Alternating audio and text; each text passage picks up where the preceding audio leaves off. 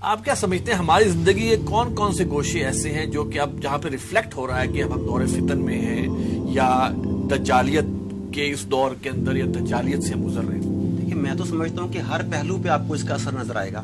ہم سٹارٹ بالکل بچوں سے کر لیں.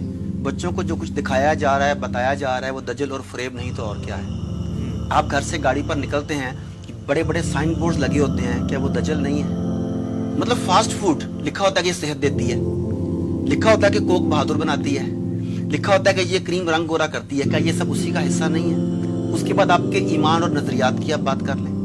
جس طریقے سے آپ کو مساجد سے دور کر دیا گیا, جس طرح سے آپ کی مساجد کے کہتے ہیں SOPs وہ کون بنا رہا ہے اس وقت؟ WHO is owned by run by big brothers. Big brothers کون ہیں؟ وہ فری میسنری تنظیم کے ساتھ بڑے جو ہیں وہ بنا رہے ہیں. اب انہوں نے کیا کیا, انہوں نے آپ کے 1500 سال کے متفقہ عقائد کو ایک ہی ضرب میں پاش پاش کر دیا. کیا ہوا؟ میں سنتا تھا, آپ سنتے تھے, 1500 سال کا متفقہ عقیدہ ہے آب زمزم میں شفا ہے. 1500 سال کا متفقہ عقیدہ ہے حرم میں دعائیں قبول ہوتی ہیں.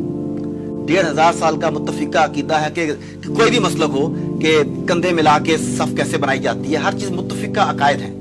یہ مسجد ایمان کا مرکز ہے. مسجد ایمان کا مرکز ہے.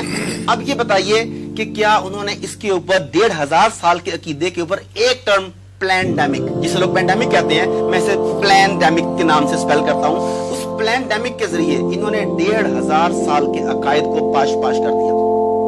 جو آدمی آج بھی یہ سمجھتا ہے کہ وہاں پہ آب زمزم پینے سے شفا نہیں ہوگی, 1500 سال کا عقیدہ اس نے توڑ دیا. جس نے کہا کہ حرم میں جا کے دعائیں قبول نہیں ہوں گی, جس نے کہا کہ مسجد میں یوں نہیں ہوگا, یہ تمام عقائد انہوں نے باطل کر دیے کہ نہیں کر دیے. انہوں نے آپ کے نظریات پر کیسے قابو پایا؟ ان کے 3 بنیادی چیزیں دیکھ لیں. نمبر 1 نظام تعلیم. نظام تعلیم کے ذریعے, مغربی نظام تعلیم جو ہم پر نافذ کیا گیا, اس کے ذریعے انہوں نے آپ کو لادین بنا دیا, ملحد بنا دیا, آپ کو اسلام سے دور کر دیا. معیشت کا نظام انہوں نے آپ کو سود میں اور قرضوں میں یوں جکڑ دیا کہ خلافت عثمانیہ کے ٹوٹنے کی بڑی وجوہات میں سے ایک اس کا قرضوں میں جکڑا جانا تھا. تو آج دنیا کا کون سا ملک ہے جو قرضوں میں نہیں جکڑا گیا؟ آپ یہ دیکھ لیں. تیسری بڑی ذہن سازی کے لیے سب سے بڑا ٹول جو ہے ان کے پاس وہ ہے میڈیا. اب آپ جب دجال کی بات کرتے ہیں تو لوگ مذاق اڑاتے ہیں, ایسے ہی ہو رہا ہے نا. اچھا وہ کہتے ہیں یہ ہے نہیں, یہ نظریات کیسے تبدیل کیے گئے. اس کے بعد جو لوگ مانتے ہیں آگے ان کا دیکھیں کہ کیا سٹیپ ہے. وہ کہتے ہیں دیکھیں ہم دجال کی دی گئی سہولتوں سے فائدہ اٹھا رہے ہیں, اس پہ ایمان تو نہیں لا رہے.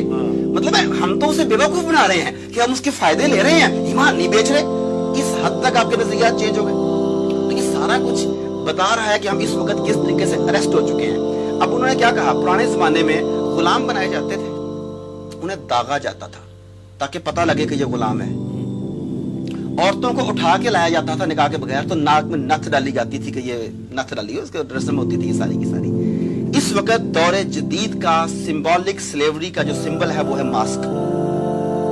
مجھے کوئی ڈاکٹر کوئی تحقیق بتا دیں کہ یہ ماسک کرونا وائرسز جو بتاتے ہیں اس کے مطابق روکنے کے لیے یہ ایلیجیبل ہے کہ نہیں, کیپیبل ہے کہ نہیں اس کا.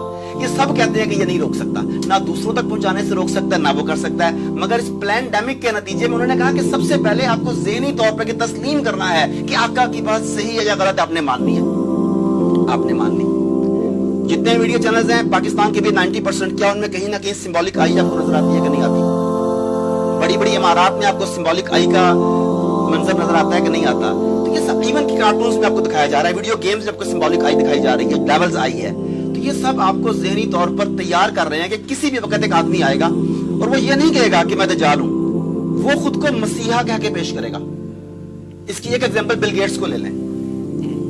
بل گیٹس کو پورٹریٹ کیا جاتا ہے ہمارے ممالک میں یہ مسیحا ہے, یہ مختلف بیماریوں کے لیے ہمیں مدد فراہم کرتا ہے, فلانا کرتا ہے. مگر دوسری طرف جتنے بھی زیادہ اسٹیبلش کنٹریز ہیں وہاں پہ اس کے خلاف جنگی جرائم کا مقدمہ چلانے کی مہم زور پکڑ رہی ہے کہ بل اینڈ میلنڈا گیٹس فاؤنڈیشن کے جنگی جرائم کے مرتکب ہیں. انہوں نے تنزانیہ میں بندے مارے, افریقہ میں بندے مارے, انڈیا میں 10 بچہ پولیو ویکسین کے بعد مارا گیا, یہ رپورٹ سامنے ہے.